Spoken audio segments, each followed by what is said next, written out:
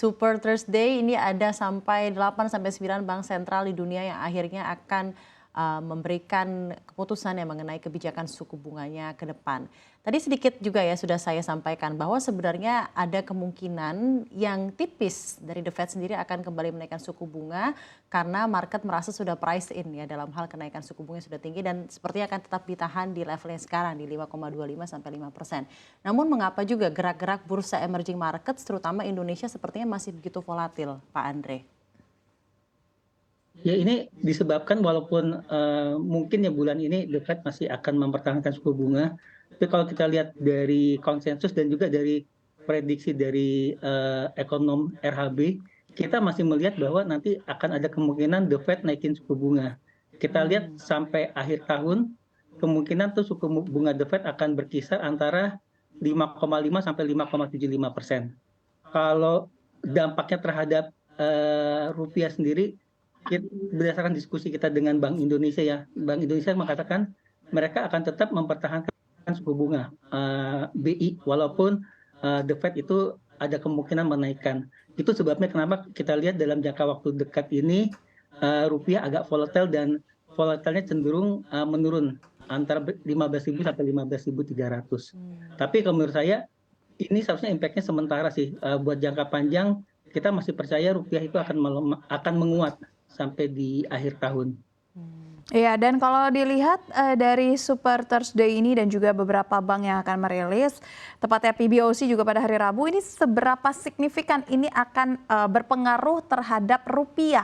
Karena kalau kita lihat rupiah sejak pekan lalu sudah mengalami capital outflow dan tampaknya memang investor sudah menerka dan sudah membaca adanya proyeksi pekan ini akan menjadi pekan yang padat dengan rilis suku bunga.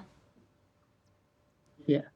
Ya kenaikan suku bunga menurut saya sih udah di price in by the market ya. Jadi walaupun nanti suku bunga naik, seharusnya nggak ada dampak yang signifikan terhadap pergerakan rupiah dan pergerakan rupiah itu udah mendahului sebenarnya. Jadi sebelum suku bunga naik kita udah lihat rupiah itu udah melemah cukup nggak besar dampaknya tapi udah ada pelemahan ya ke dulu sempat kita lihat rupiah tuh di 15.000 sekarang udah melemah ke 15.300. Dan menurut saya untuk BI sendiri sebenarnya masih ada cadangan untuk mempertahankan nilai rupiah atau untuk menguatkan nilai rupiah.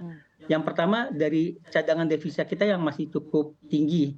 Data terakhir yang saya lihat cadangan devisa kita tuh masih ada di 137 miliar US dollar. Itu saya lihat dengan cadangan yang ada saat itu sangat cukup untuk BI untuk dapat intervensi untuk mempertahankan kestabilan nilai tukar rupiah. Yang kedua, yang kita tahu dari rencana BI sendiri ada rencana untuk mengeluarkan instrumen baru selain 7 days repo rate ya. Instrumen yang baru itu adalah yang mempunyai tenor lebih panjang, bisa 6 bulan, 9 bulan, dan setahun. Dengan adanya instrumen baru ini yang jangkanya lebih panjang, ini akan memungkinkan BI untuk meng-attract atau menarik investor-investor baru yang horizonnya lebih jangka panjang. Jadi diharapkan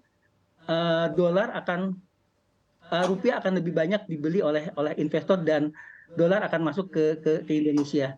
Dan instrumen ketiga yang saya lihat bisa menyebabkan rupiah akan stabil dan kuat adalah kebijakan baru untuk menyimpan dana hasil ekspor lebih panjang di Indonesia yang rencananya akan berlaku segera dan ini juga akan menyebabkan rupiah akan membanjiri market finansial di Indonesia dan akan menyebabkan rupiah itu akan stabil atau bisa menguat dalam jangka waktu panjang. Oke, jadi Anda mengapresiasi intervensi moneter yang sudah dilakukan oleh Bank Indonesia ya, karena kan juga kita ketahui ada stronger dollar index dengan kenaikan suku bunga yang cukup agresif gitu ya di The Fed ini ya Pak. Namun kita kembali lagi masih dalam kebijakan atau stances dari The Federal Reserve terhadap inflasi Amerika Serikat. Ini bulan Agustus naik lagi jadi 3,7%. Kemarin di Juni kan sempat diselebrasi karena sudah mencapai titik terendah gitu ya. 3%. Setelah agresif sekali kenaikan suku bunga tadi di 9% jadi 3% di bulan Juni. Anda melihatnya seperti apa? Mengapa dalam hal ini masih begitu bandel dalam hal consumer price index di Amerika Serikat? Dan kira-kira kalau memang sebenarnya sudah price in dalam kenaikan suku bunga sendiri untuk the Federal Reserve, Sampai kapan jeda ini akan berlangsung? Bernafasnya untuk tetap menahan di 5,25 sampai 5,5%. Apakah memang sektor makroekonomi real di Amerika Serikat memang sangat sulit menyerap kenaikan suku bunga ini sampai inflasi juga begitu keras kepala gitu, Mas? Ya itu disebabkan memang karena pertumbuhan ekonomi Amerika yang cukup bagus ya. Kalau kita lihat sebenarnya tuh pertumbuhan ekonomi di Amerika itu lebih bagus daripada ekspektasi kita. Makanya demand akan barang-barang jadi meningkat. Itu menyebabkan inflasi itu masih tinggi di Amerika karena pertumbuhan ekonominya yang cukup bagus.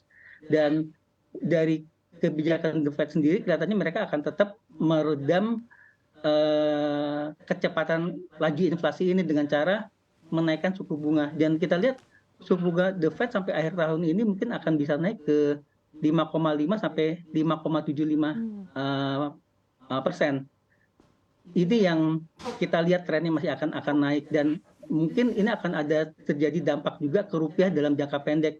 Rupiah akan volatile, tapi walaupun rupiah akan volatile, kita akan percaya BI akan tetap bisa memanage fluktuasi dari rupiah itu sendiri. Jadi memang kita perkirakan The Fed mungkin akan menaikkan suku bunga lagi, walaupun mungkin bukan bulan ini ya, bisa di bulan-bulan berikutnya. Bisa jadi tidak dalam waktu dekat, meskipun inflasi Amerika Serikat ini dihantui oleh sentimen adanya harga minyak yang tinggi. Ini juga mempengaruhi perekonomian di Amerika Serikat. Yang dikhawatirkan ini akan membuat inflasi di Amerika Serikat akan kembali tinggi. Baik, kita akan berbicara terkait dengan dana yang ada di Indonesia. Jadi apakah kita bisa mengambil kesimpulan dana asing ini akan kembali ke dalam pasar dalam negeri ketika The Fed memutuskan untuk dovish, atau ada momen-momentum lain yang bisa menarik dana asing ke dalam negeri? Kalau kita lihat momentum yang paling dekat ya buat dana asing masuk ke equity market itu adalah result season. Jadi nanti di bulan Oktober ada sesi di mana perusahaan-perusahaan yang emiten yang listed itu harus mengeluarkan laporan keuangan per September. Dan saya percaya laporan keuangan per September itu hasilnya akan cukup bagus. Ini inline juga dengan kalau kita lihat ya pertumbuhan ekonomi kita cukup bagus, di mana data terakhir itu di atas ekspektasi pertumbuhan ekonomi. Dan kalau kita lihat juga laju kredit perbankan juga semakin cepat di atas ekspektasi juga laju pertumbuhan ekonomi perbankan.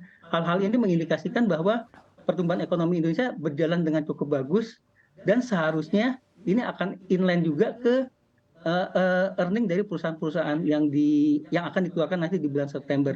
Saya perkirakan resultnya akan bagus dan ini akan bisa menarik kembali investasi masuk ke Indonesia. Jadi net foreign akan balik lagi ke net foreign inflow. Setelah laporan itu keluar kemungkinan itu nanti di pertengahan Oktober itu akan mulai keluar perbankan dulu biasanya. Setelah itu akan berlanjut dengan sektor-sektor yang lain sampai di akhir Oktober. Jadi itu kira-kira yang akan bisa jadi trigger untuk net foreign inflow lagi kembali ke Indonesia. Di bulan